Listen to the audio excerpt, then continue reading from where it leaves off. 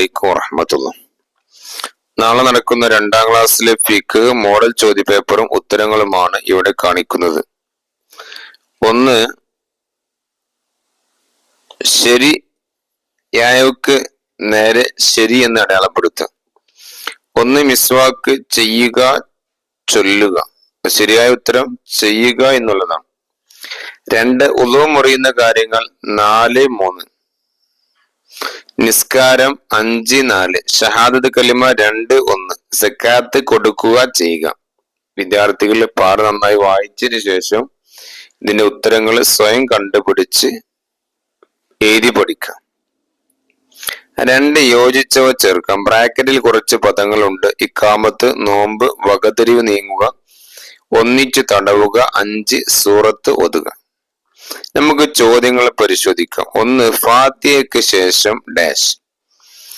2, സ്ത്രീകൾക്ക് ഡാഷ്, ബുദ്ധിയുടെ ഡാഷ്, ചെവി രണ്ടും ഡാഷ്.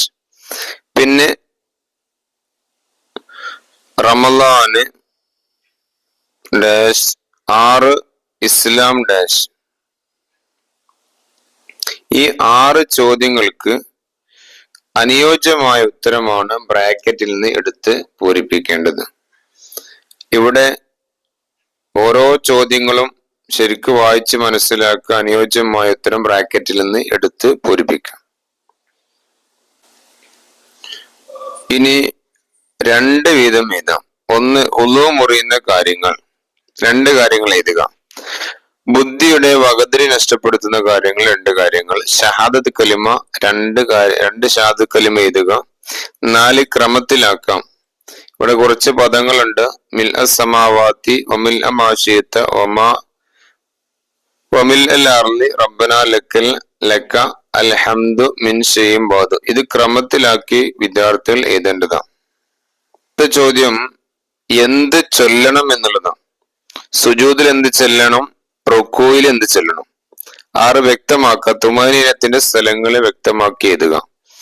2, ഫാത്തിഹയ്ക്ക് മുമ്പ് എന്തൊക്കെ ചൊല്ലണം അത് വ്യക്തമാക്കുക. 3, ഫാത്തിഹയ്ക്ക് ശേഷം എന്ത് പറയണം.